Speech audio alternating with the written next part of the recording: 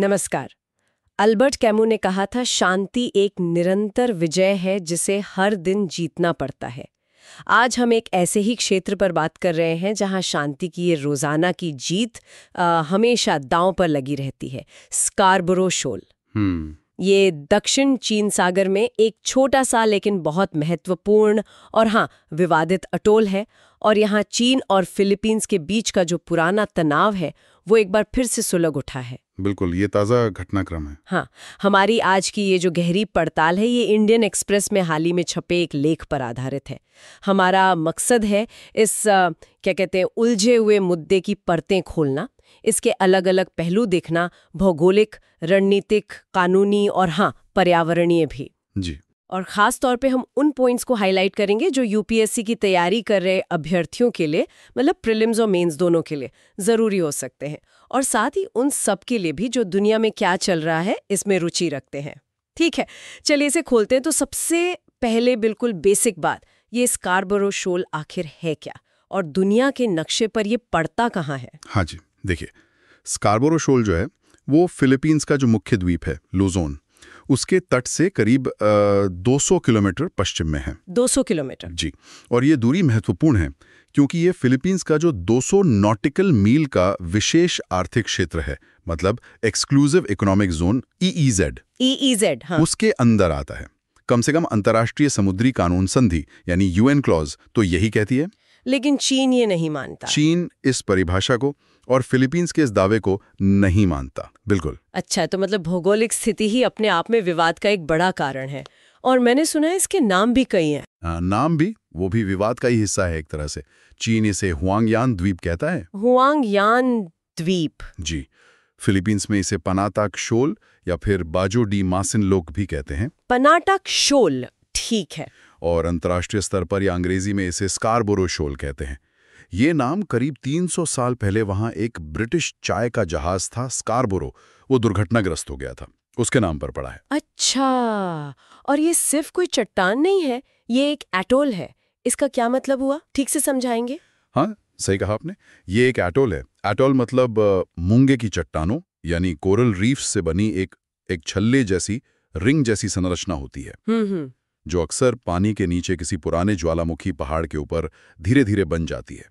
और इन चट्टानों ने मिलकर एक उथला सा लेकिन काफी बड़ा लैगून घेर रखा है, करीब 150 वर्ग किलोमीटर का। 150 वर्ग किलोमीटर? और इस एटोल का महत्व क्या है फिर? मतलब क्यों दो देश इस पे इतना दावा कर रहे हैं? देखिए, इसके दो मुख्य कारण नजर आते हैं। पहला तो है आर्थिक। आर्थिक कैसे? ये इलाका मछली पकड़ने के लिए पारंपरिक रूप से बहुत ही समृद्ध माना जाता है। यहाँ टूना, मैकरल और भी कई तरह की कीमती मछलियां मिलती हैं। तो जो स्थानीय मछुआरे हैं, खासकर फिलीपींस के, उनकी रोजमर्रा की जिंदगी, उनकी आजीविका के लिए यह बहुत जरूरी है। और दूसरा कारण? दूसरा है इसका प्राकृतिक भूगोल। इसका जो लेगून है वो बड़ा है और शांत है, बिल्कुल फिरोजा रंग का पानी। तो जब समुद्र में तूफान आते हैं तो जहाज़ों के लिए ये एक कुदरती सुरक्षित बंदरगाह जैसा काम करता है। और दक्षिण चीन सागर जैसे तूफानी इलाके में ये बहुत मायने रखता है। अच्छा, मछली और सुरक्षित पनागा, ये तो हुए इसके स्थानीय महत्व। लेकिन क्या इसका कोई बड़ा, मतलब रणनीतिक, स्ट्रेटेजिक महत्व भी है? हाँ, यहाँ दिलचस्प बात यह है कि इसका रणनीतिक महत्व शायद इसके स्थानीय महत्व से कहीं ज्यादा बड़ा है। और शायद यही विवाद की असली जड़ है, खासकर अगर हम चीन के नजरिए से देखें। कैसे? स्कारबरो शोल की लोकेशन देखिए। ये दक्षिण चीन सागर के लगभग बीच में पड़ता है। बिल्कुल बीच में? हाँ, और ये उन बेहद व्यस्त समुद्री व्यापार मार्गों के ठीक पास है जिनसे होकर अब आप अंदाजा लगाइए सालाना $3 ट्रिलियन। $3 ट्रिलियन? जी हाँ, $3 ट्रिलियन से भी ज्यादा का ग्लोबल ट्रेड गुजरता है। इसमें दुनिया की करीब 1/3 समुद्री शिपिंग शामिल है। बाप रे! यानी इस छोटे से एटोल पर जिसका नियंत्रण होगा वो इस इतने महत्वपूर्ण व्यापार मार्ग पर एक तरह से नजर रख सकता है या शायद दबदबा भी बना सकता है। बिल्कुल सही, सीधी सी बात है। जिसका भी स्कारबरो शोल पर कब्जा है या नियंत्रण है, उसे इस अहम समुद्री रास्ते पर निगरानी रखने की क्षमता मिलती है। वो अपनी नौसैनिक शक्ति वहां दिखा सकता है और जरूरत पड़ने पर शायद दखलंदाजी भी कर सकता है। अब बीजिंग के लिए सोचिए, वो दक्षिण चीन सागर के लगभग 90% हिस्से पर अपना दावा करता है, वो अपनी 9 डैश लाइन के आधार पर। हाँ, वो विवादित 9 डैश लाइन।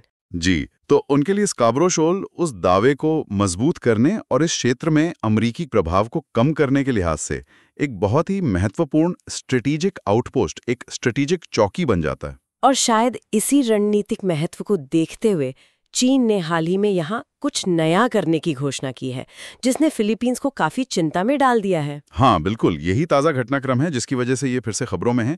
चीन ने घोषणा की है कि उसने स्कार्बरो शोल पर एक राष्ट्रीय प्रकृति रिजर्व, एक नेशनल नेचर रिजर्व बनाने की योजना को मंजूरी दे दी है। राष्ट्रीय प्रकृति रिजर्व। जी, और उनका जो घोषित उद्देश्य है वो ये है कि वो इस इलाके के करीब 3,524 हेक्टेयर के संवेदनशील प्रवाल भित्ति पारिस्थितिकी तंत्र, मतलब कोरल रीफ इकोसिस्टम को बचाना चाहते हैं, उसका संरक्षण करना चाहते हैं। सुनने में तो ये काफी अच्छा लगता है, पर्यावरण संरक्षण, कौन इस पर आपत्ति करेगा। लेकिन क्या इसमें कुछ और भी है?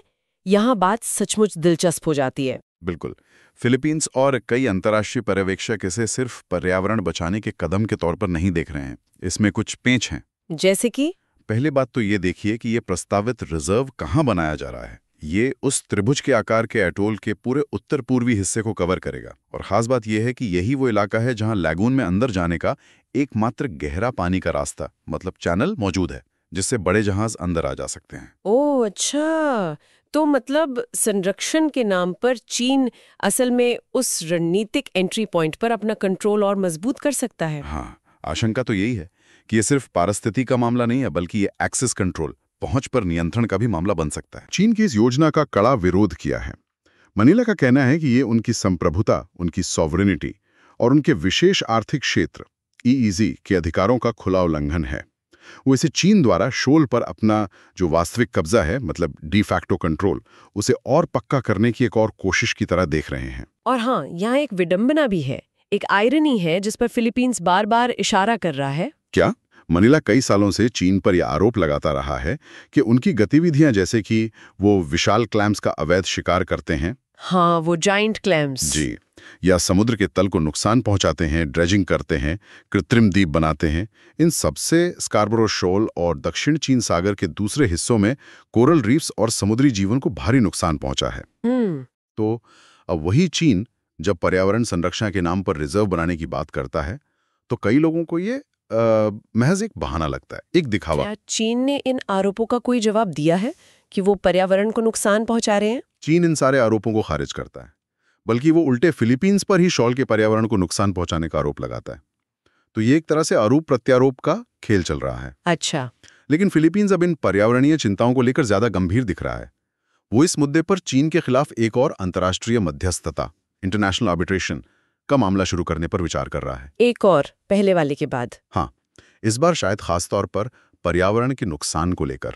उनका तर्क ये हो सकता है कि चीन अपने कामों से समुद्री पर्यावरण की रक्षा करने के जो अंतर्राष्ट्रीय कानूनी दायित्व हैं, उनका उल्लंघन कर रहा है। और क्या फिलीपींस को ये डर भी है कि चीन इस प्रकृति रिजर्व की आड़ में वहां कुछ और बना सकता है, मतलब कोई निर्माण कार्य? हाँ, ये एक बहुत बड़ी और काफी पुरानी चिंता है। बहुत से एनालिस्ट को यह डर है कि चीन स्कार्बरो शॉल पर भी वही दोहरा सकता है जो उसने दक्षिण चीन सागर में स्प्रैटली द्वीप समूह, स्प्रैटली आइलैंड्स, हाँ, वहां 7 पानी के नीचे की चट्टानों के साथ किया। चीन ने उन चट्टानों पर रेत और कंक्रीट डालकर बड़े बड़े कृत्रिम द्वीप बना दिए हैं, और उन पर सैन्य ठिकाने भी बना दिए हैं। बिल्कुल। उनमें से कुछ पर तो मिलिट्री ग्रेड की हवाई पट्टियां हैं, जहाजों के लिए हैंगर हैं, बड़े बड़े रडार सिस्टम हैं, और यहां तक कि मिसाइलें भी तैनात कर दी हैं।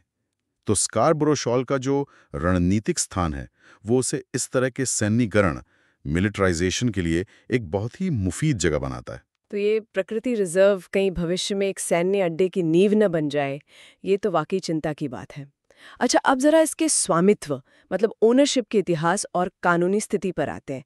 क्या ये तय है कि स्कार्बरो शॉल असल में है किसका? नहीं, देखिए, यही तो असली समस्या है।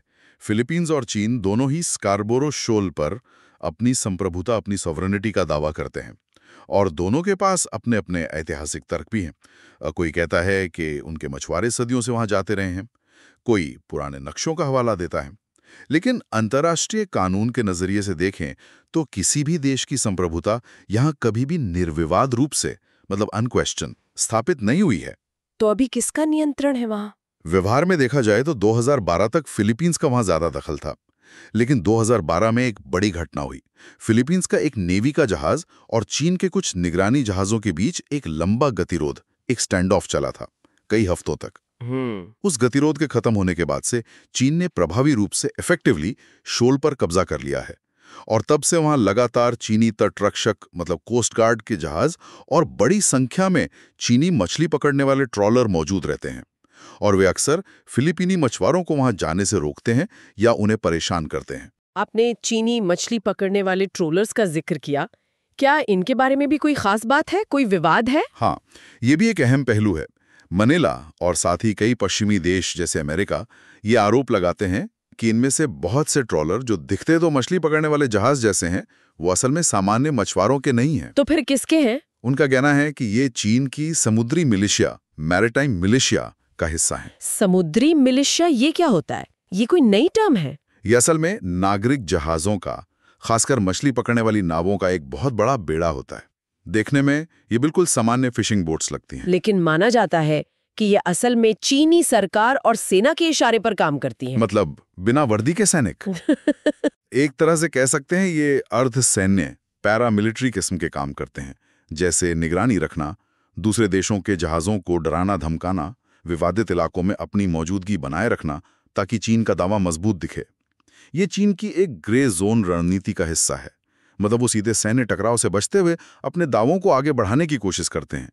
बीजिंग आधिकारिक तौर पर तो समुद्री मिलिशिया के अस्तित्व को नहीं मानता, लेकिन इसके सबूत अब काफी पुख्ता माने जाते हैं। अच्छा, तो ये मिलिशिया स्कारबरो शोल पर चीन के नियंत्रण को बनाए रखने में मदद करती है? क्या इस पूरी स्थिति को, मतलब चीन के कब्जे और फिलिपीनी मछुआरों को रोकने को, किसी अंतर्राष्ट्रीय अदालत में चुनौती दी गई है? हाँ बिल्कुल, और यहीं पर 2016 का वो मशहूर स्थायी मध्यस्थता न्यायालय यानी permanent court of arbitration, PCA का फैसला बहुत महत्वपूर्ण हो जाता है।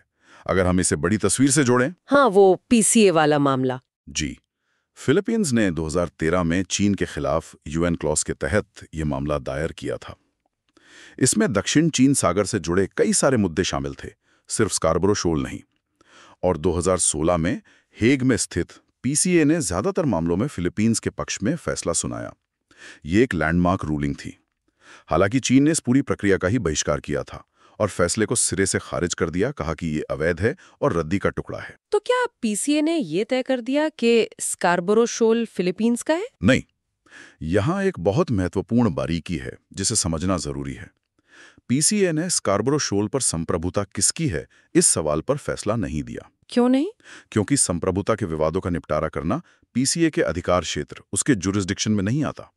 जैसा हमने पहले भी कहा, ये जो न्यायाधिकरण होते हैं, ये यूएन क्लॉज जैसे अंतर्राष्ट्रीय कानूनों के तहत देशों के अधिकार क्या हैं, उनके दायित्व क्या हैं, इनकी व्याख्या करते हैं। वो ये तय नहीं करते कि जमीन या द्वीप किसका है। वो काम अलग अदालतों या प्रक्रियाओं का है। अच्छा, तो संप्रभुता पर नहीं बोले, फिर स्कारबरो शोल के बारे में क्या कहा पीसीए ने? लेकिन पीसीए ने स्कारबरो शोल के संबंध में कुछ बहुत ही महत्वपूर्ण बातें कहीं। पहली, अदालत ने यह पाया कि स्कारबरो शोल ऐतिहासिक रूप से सिर्फ चीन या फिलीपींस का नहीं, बल्कि कई देशों के मछुआरों के लिए, जिसमें चीन, फिलीपींस और वियतनाम भी शामिल हैं, एक पारंपरिक मछली पकड़ने का मैदान, एक ट्रेडिशनल फिशिंग ग्राउंड रहा है। पारंपरिक मैदान। दूसरी और सबसे अहम बात, अदालत ने यह फैसला दिया कि 2012 के बाद से चीन ने जो फिलिपीनी मछुआरों को शोल तक जाने से रोका है और वहां एक तरह की नाकाबंदी कर रखी है, वो उनके पारंपरिक मछली पकड़ने के अधिकारों का उल्लंघन है और ये अंतर्राष्ट्रीय कानून के खिलाफ है। अच्छा, तो फैसला संप्रभुता पर नहीं था, लेकिन चीन के एक्शन को गलत ठहराया गया अधिकारों के उल्लंघन के आधार पर। पर अगर चीन इसे मानता ही नहीं, तो फिर इसका व्यावहारिक असर क्या है? मतलब जमीन पर क्या बदला? हाँ, ये बहुत बड़ा सवाल है और अंतर्राष्ट्रीय कानून की एक सीमा भी दिखाता है। कानूनी तौर पर यह फैसला बाध्यकारी है, बाइंडिंग है, लेकिन इसे लागू करवाने का कोई सीधा तंत्र, कोई एनफोर्समेंट मैकेनिज्म नहीं है, खासकर जब चीन जैसी बड़ी शक्ति इसे खुलेआम नकार रही हो। फिर भी इसका महत्व कम नहीं है। एक तो ये फिलीपींस को एक मजबूत नैतिक और कानूनी आधार देता है अपनी बात रखने के लिए। हाँ, मॉरली तो वो सही साबित हुए। बिल्कुल। दूसरा, ये अंतर्राष्ट्रीय समुदाय में चीन की कार्रवाइयों की वैधता पर एक बड़ा सवालिया निशान लगाता है और तीसरा, ये दूसरे देशों को, खासकर अमेरिका जैसे फिलीपींस के सहयोगियों को, फिलीपींस का समर्थन करने का एक ठोस कारण देता है। तो क्या इन सब के चलते मतलब चीन का कब्जा, पीसीए का फैसला, फिलीपींस का विरोध, क्या वहां सीधे टकराव, कॉन्फ्लिक्ट का खतरा बढ़ रहा है? हाल फिलहाल में किस तरह की घटनाएं सुनने में आ रही हैं? पिछले कुछ समय में तनाव तो निश्चित रूप से बढ़ा है। ऐसी कई रिपोर्ट्स आई हैं। फिलीपींस ने कई बार चीनी कोस्ट गार्ड के जहाज़ों पर खतरनाक युद्धाभ्यास, डेंजरस मनोवर्स करने का आरोप लगाया है, जैसे कि फिलीपीनी जहाज़ों के बहुत ज़्यादा करीब आ जाना, उनका रास्ता काटना, उन्हें रास्ता बदलने पर मजबूर करना, या कभी-कभी पानी की तेज़ बौछारें, वाटर कैनन इस्तेमाल करना। वाटर कैनन वाली घटनाएं तो काफी हुई हैं। हाँ, और ऐसी भी खबरें आई हैं कि चीनी लड़ाकू विमानों ने फिलीपींस के गश्ती विमानों का हवा में पीछा किया है, उन्हें इंटरसेप्ट किया है। गनीमत बस ये है कि अब तक इनमें से कोई भी घटना किसी बड़े सशस्त्र संघर्ष में तब्दील नहीं हुई है। हाँ, अभी तक तो दोनों पक्ष शायद सीधे मिलिट्री टकराव से बच रहे हैं। देखिए, फिलीपींस के जो अभी के राष्ट्रपति हैं, फर्डिनेंड मार्कोस जूनियर, वो अपने पिछले राष्ट्रपति दुतेर्ते के मुकाबले चीन के प्रति कहीं ज्यादा मुखर हैं, ज्यादा कड़ा रुख अपना रहे हैं। और हो सकता है कि घरेलू राजनीति में अपने देश में ये उनके लिए फायदेमंद भी हो, लोग शायद ये चाहते हों। लेकिन जमीनी हकीकत या कहें समुद्री हकीकत यह है कि फिलीपींस का जो कोस्ट गार्ड है या उनकी नौसेना है, वो चीन के विशाल बेड़े के सामने बहुत छोटी और कमजोर है। उनके पास संसाधन बहुत कम है, इसलिए शायद दोनों ही पक्ष एक हद से आगे नहीं बढ़ना चाहते, जैसे कि लड़ाकू जहाज़ों, वॉरशिप्स की सीधी तैनाती। ये शायद एक ऐसी रेड लाइन हो सकती है जिसे कोई भी पार नहीं करना चाहेगा, क्योंकि उसके बाद स्थिति बहुत तेजी से बिगड़ सकती है। तो इस काफी नाजुक से संतुलन में बाहरी शक्तियां, खासकर अमेरिका की क्या भूमिका है?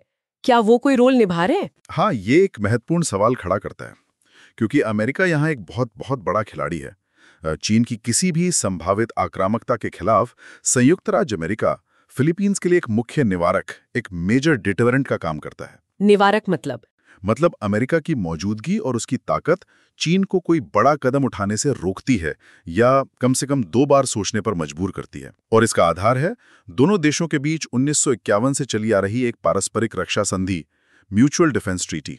अच्छा, 1951 की संधि। इस संधि का क्या मतलब है? इसमें क्या लिखा है? इसका सीधा सा मतलब यह है कि अगर फिलीपींस के सशस्त्र बलों पर या उनके सरकारी जहाज़ों या विमानों पर कहीं भी कोई सशस्त्र हमला होता है, तो अमेरिका उसकी रक्षा करने के लिए प्रतिबद्ध है। अमेरिका उसे अपने ऊपर हमला मानेगा और जवाब देगा। और अमेरिकी रक्षा मंत्री, विदेश मंत्री और दूसरे बड़े अधिकारी अक्सर इस प्रतिबद्धता को सार्वजनिक रूप से दोहराते रहते हैं।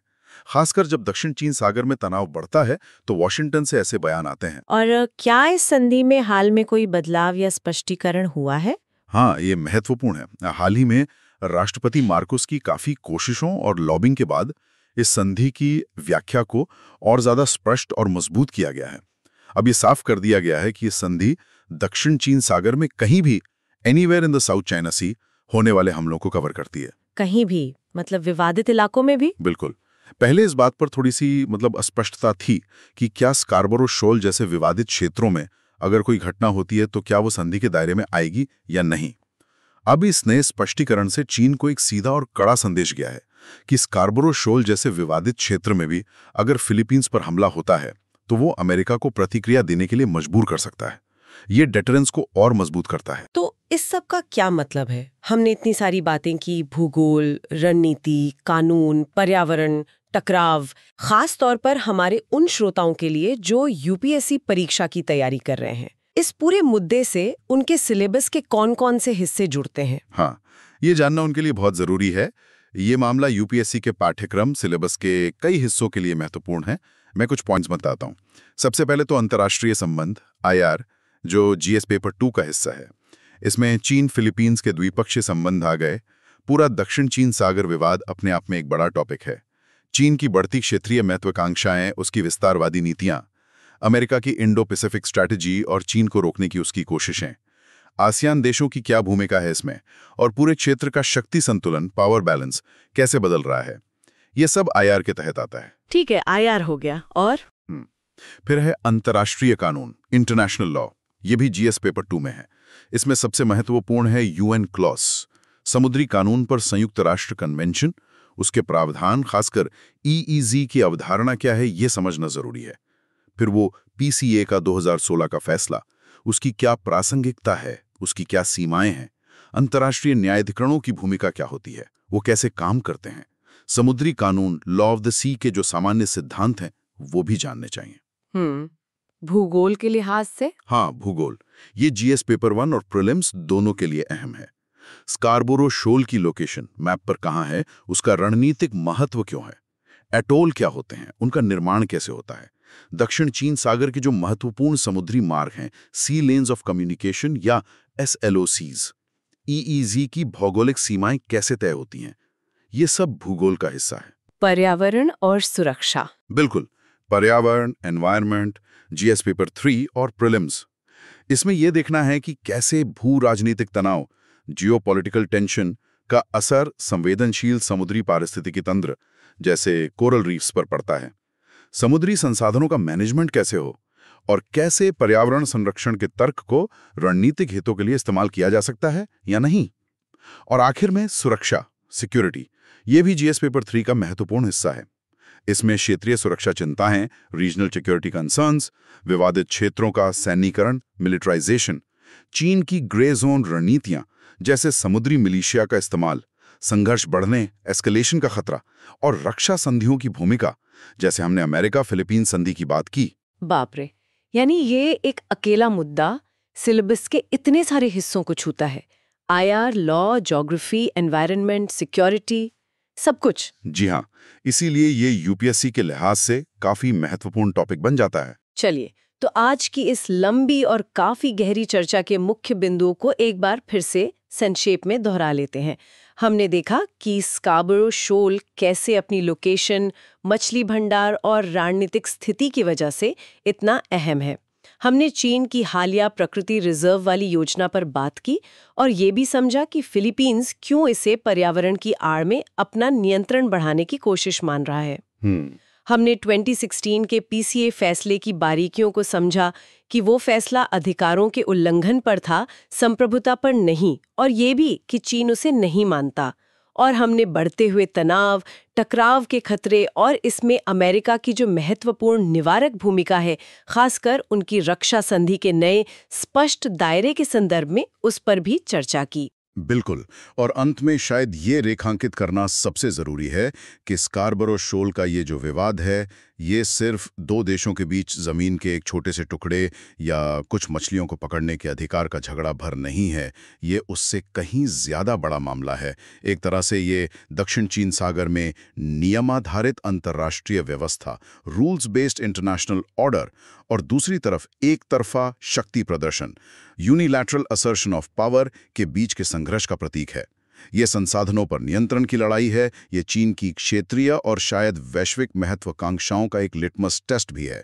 और यहाँ जो कुछ भी होता है, उसका सीधा असर पूरे इंडो पैसिफिक क्षेत्र की शांति, स्थिरता और भविष्य पर पड़ेगा। इसमें भारत के हित भी जुड़े हैं।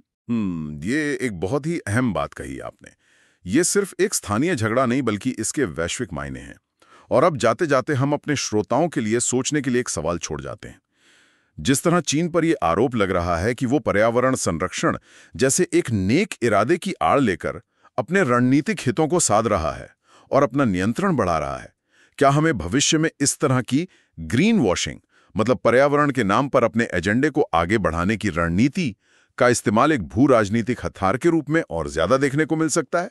अगर ऐसा होता है तो इस तरह की रणनीतियों के अंतर्राष्ट्रीय संबंधों और वैश्विक शासन, ग्लोबल गवर्नेंस पर क्या दूरगामी परिणाम हो सकते हैं? जरूर सोचिएगा इस पर। और इस महत्वपूर्ण विषय पर आपके क्या विचार हैं? क्या आप चीन की इस योजना को वाकई पर्यावरण बचाने का एक ईमानदार प्रयास मानते हैं, या इसे एक सोची समझी रणनीतिक चाल?